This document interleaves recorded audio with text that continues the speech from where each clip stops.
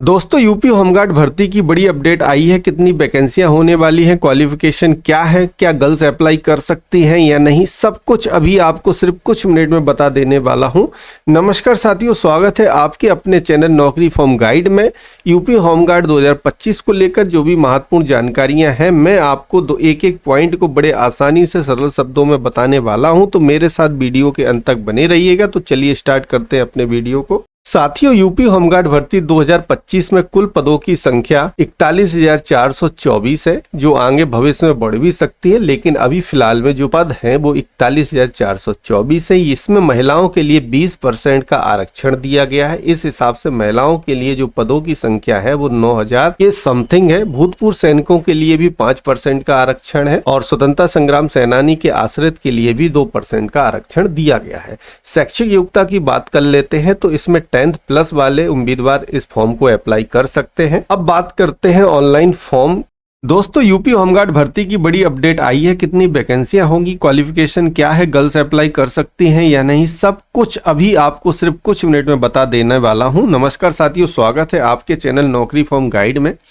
UP home guard 2025 को लेकर जो भी महत्वपूर्ण जानकारियां हैं मैं आपको एक एक पॉइंट को बड़ी आसानी से सरल शब्दों में बताने वाला हूं, तो मेरे साथ वीडियो के अंत तक बने रहिएगा। तो चलिए स्टार्ट करते हैं अपने वीडियो को। तो साथियों, यूपी होमगार्ड भर्ती 2025 में कुल पदों की संख्या जो आपको देखने को मिल रही है वह 41,424 है।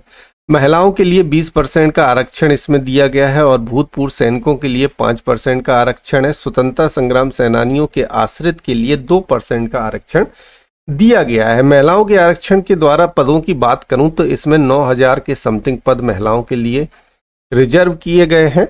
अब शैक्षिक योग्यता की बात कर लेते हैं तो वह उम्मीदवार जिन्होंने हाई स्कूल पास किया है या उसके समकक्ष है वो इस फॉर्म को भर सकता है।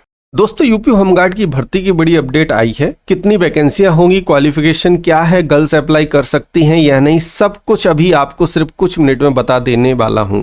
नमस्कार साथियों, स्वागत है आपके चैनल नौकरी फॉर्म गाइड में। यूपी होमगार्ड 2025 को लेकर जो भी महत्वपूर्ण जानकारियां हैं मैं आपको एक एक पॉइंट को बड़े आसानी से सरल शब्दों में बताने वाला हूँ, तो मेरे साथ वीडियो के अंत तक बने रहिएगा। तो चलिए स्टार्ट करते हैं अपने वीडियो को। तो साथियों, यूपी होमगार्ड भर्ती 2025 में कुल पदों की संख्या 41,424 है। महिलाओं के लिए 20% का रिजर्वेशन है, भूतपूर्व सैनिकों के लिए 5% का रिजर्वेशन है और स्वतंत्रता संग्राम सेनानियों के आश्रित के लिए 2% का रिजर्वेशन है। इस हिसाब से महिलाओं के लिए जो पदों की संख्या निकल कर आ रही है वह 9,000 के समथिंग है। अब शैक्षिक योग्यता की बात कर लेते हैं साथियों, तो इसमें 10th प्लस मांगा गया है या उत्तर प्रदेश सरकार के द्वारा उसके समकक्ष कोई डिग्री है तो भी वो कैंडिडेट इस फॉर्म को अप्लाई कर सकते हैं। अब बात कर लेते हैं फॉर्म भरने की तिथि की। तो फॉर्म भरने का आवेदन की तिथि जो स्टार्ट हुई थी 18/11/2025 से फॉर्म भरना स्टार्ट हो गए हैं और फॉर्म भरने की जो अंतिम तिथि है, लास्ट डेट है, वह 17/12/2025 है और आवेदन शुल्क जमा करने की अंतिम तिथि 20/12/2025 है। तो कह सकते हैं कि 17/12/2025 की रात 11:59 तक आप अपने फॉर्म को अप्लाई कर सकते हैं। इसी प्रकार शुल्क भी जमा आप 11:59 तक जमा कर सकते हैं 20 तारीख तक। तो मेरे साथियों, मेरे आपसे पर्सनली ये कहना है कि आप लास्ट डेट का इंतजार मत करिएगा, समय रहते हुए अपने फॉर्म को फिल कर लीजिएगा। इतनी बात सभी को समझ में आ गई। चलिए साथियों, अब बात कर लेते हैं आयु सीमा की। तो जैसा कि आप सभी लोग को पता है कि इसमें आयु की जो गणना की जा रही है वह 1 जुलाई 2025 से की जा रही है। जनरल ईडब्ल्यूएस कैटेगरी की मैं बात करूं तो जनरल और ईडब्ल्यूएस कैटेगरी के कैंडिडेट के लिए जो मिनिमम एज है वह 18 वर्ष है और मैक्सिमम एज 30 वर्ष है। आयु की छूट इन लोगों को दी नहीं जाती है और कब से कब तक जन्म लेने वाले कैंडिडेट इस फॉर्म को अप्लाई कर सकते हैं। जिनका जन्म 1 जुलाई 1995 से 1 जुलाई 2007 तक के बीच में हुआ है वह कैंडिडेट इस फॉर्म को अप्लाई कर सकते हैं। बात करते हैं ओबीसी, एससी और एसटी कैंडिडेट के लिए, तो इनकी मिनिमम एज 18 वर्ष है, मैक्सिमम एज 35 वर्ष है। 35 वर्ष में 5 वर्ष का एक्स्ट्रा बेनिफिट यहाँ पर देखने को मिल रहा है ओबीसी, एससी और एसटी कैंडिडेट के लिए। तो एससी, ओबीसी और एसटी कैंडिडेट जिनका जन्म 1 जुलाई 1990 से 1 जुलाई 2007 तक के बीच में हुआ है या वह इस दौरान 18 वर्ष तक की आयु को प्राप्त करते हैं तो वह कैंडिडेट इस फॉर्म को अप्लाई कर सकते हैं। अब बात करते हैं फिजिकल की। शारीरिक मानक परीक्षण पीएसटी की मैं बात करूं तो मेल कैंडिडेट के लिए जो हाइट मांगी गई है 168 सेंटीमीटर आपकी होनी चाहिए वो जनरल, ओबीसी और एसटी कैटेगरी के लिए है। एसटी कैटेगरी के लिए जो हाइट मांगी गई है 160 सेंटीमीटर की मांगी गई है। अब बात करते हैं चेस्ट की। जनरल, ओबीसी और एसटी कैंडिडेट के लिए जो चेस्ट मांगा गया है बस 79 सेंटीमीटर का मांगा गया है। एसटी कैंडिडेट के लिए 77 सेंटीमीटर का मांगा गया है। और जो चेस्ट का फ्लाव है जनरल, ओबीसी और एससी एंड एसटी कैंडिडेट के लिए, वो सभी के लिए 5 सेंटीमीटर का है। कहने का मतलब आपका चेस्ट 5 सेंटीमीटर एक्सपेंड होना चाहिए। अब बात कर लेते हैं फीमेल कैंडिडेट की। तो जनरल कैटेगरी, ओबीसी और एससी कैटेगरी की महिलाओं के लिए जो हाइट है वो 152 सेंटीमीटर मांगी गई है। एसटी कैंडिडेट के लिए 147 सेंटीमीटर मांगी गई है। और इनका वजन जनरल, ओबीसी, एससी और एसटी चारों कैटेगरी के लिए वजन की जो डिमांड है वो 40 केजी के होना चाहिए। यदि आपका वजन ज्यादा है तो अभी समय है अपना वजन को कम कर लीजिए। यदि आपका वजन कम है तो उसको आप बढ़ा भी सकते हैं। अभी आप लोगों के पास पर्याप्त समय दिया गया है। अब बात कर लेते हैं दौड़ की। तो मेल वर्ग के पुरुष के लिए जो दौड़ मांगी गई है 4.8 किलोमीटर की दौड़ मांगी गई है, और जिसके लिए आपको समय दिया गया 28 मिनट में। आपको 28 मिनट में 4.8 किलोमीटर की दौड़ को कंप्लीट करना है। और फीमेल के लिए जो दौड़ है वो 2.4 किलोमीटर की है, और जिसको पूरा करना है आपको 16 मिनट में। यहाँ पर दौड़ के लिए कोई मार्क्स का अभी जिक्र नहीं किया गया है। कहने का मतलब आपके दौड़ के लिए कोई भी नंबर नहीं दिए गए हैं, ना ही ऐसा भी नोटिफिकेशन में देखने को मिला है। सिर्फ दौड़ है और दौड़ को एक निश्चित समय में आपको पूरा करना है। चलिए अब बढ़ते हैं आगे। अब बात कर लेते हैं सिलेक्शन प्रोसेस की। तो इसका सिलेक्शन 3 चरणों में होगा। सबसे पहले आपका रिटन एग्जाम होगा। रिटन एग्जाम आपका 100 नंबर का होगा, और इसमें 100 क्वेश्चन ही आपसे पूछे जाएंगे। प्रत्येक क्वेश्चन 1 मार्क्स का रहेगा। ठीक है साथियों। इसके बाद रिटन एग्जाम के बाद आपको डीबीपीएसटी होगा, जिसको हम कहते हैं डॉक्यूमेंट वेरिफिकेशन। और डॉक्यूमेंट वेरिफिकेशन के बाद साथियों आपका मेडिकल एग्जामिनेशन होगा।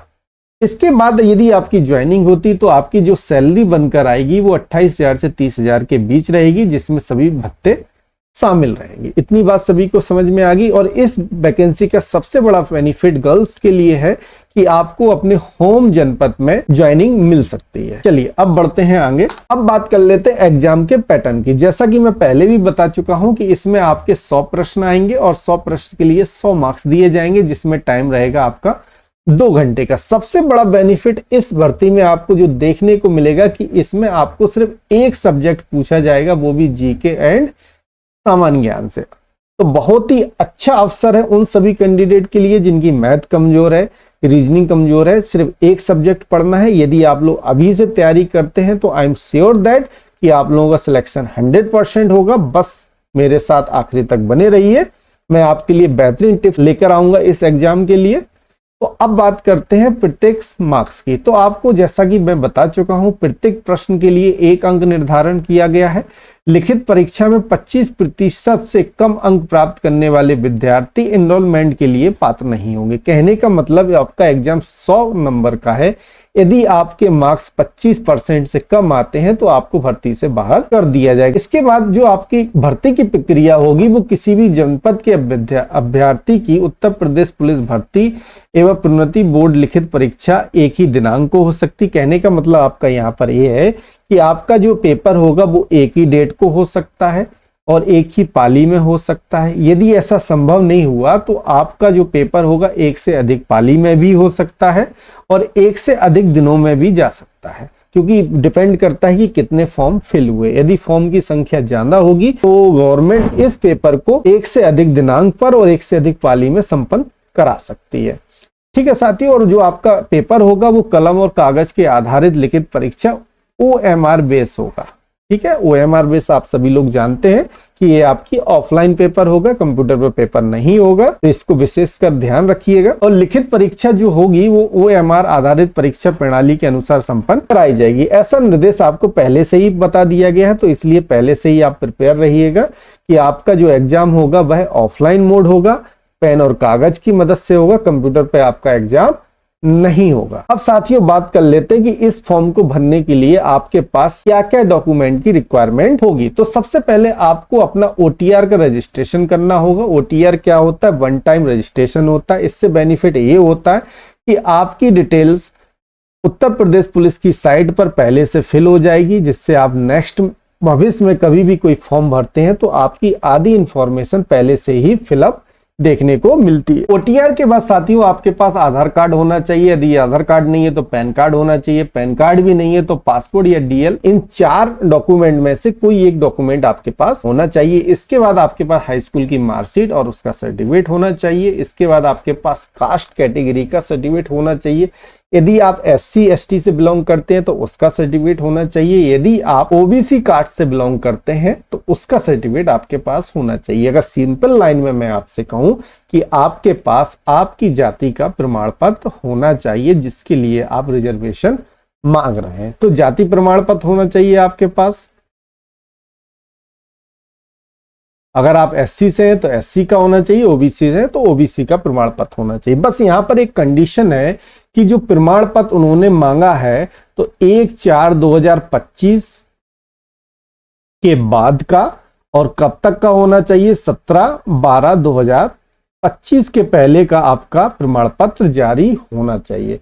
कहने का मतलब यदि आपका प्रमाण पत्र 1/3/2025 का है तो वो इस वैकेंसी में वैलिड नहीं होगा, और 17/12/2025 के बाद का है तो भी वो वैलिड नहीं होगा। यही कंडीशन आपकी कास्ट के लिए है और यही कंडीशन आपकी EWS सर्टिफिकेट के लिए भी है, और यही सेम कंडीशन साथियों आई थिंक आपकी डोमिसाइल सर्टिफिकेट निवास प्रमाण पत्र के लिए भी होने वाली होगी। इसके बाद यदि आप सरकारी कर्मचारी हैं तो सरकारी कर्मचारी के होने के बावजूद भी यदि आप इस फॉर्म को अप्लाई कर रहे हैं तो आपको अपने डिपार्टमेंट से NOC नो ऑब्जेक्शन सर्टिफिकेट लेना पड़ेगा, तभी आप इस फॉर्म को अप्लाई कर सकते हैं। तो यहाँ पर आपने अपनी बेसिक डॉक्यूमेंट रिक्वायरमेंट जान ली है। इतने डॉक्यूमेंट साथियों आपके पास होना चाहिए। यदि साथियों आप सभी लोगों को मेरा वीडियो अच्छा लगा हो तो प्लीज चैनल को लाइक शेयर सब्सक्राइब कीजिएगा, और भविष्य में नई नई वैकेंसियों को चेक करने के लिए हमारे चैनल को लाइक शेयर सब्सक्राइब जरूर कीजिएगा। धन्यवाद।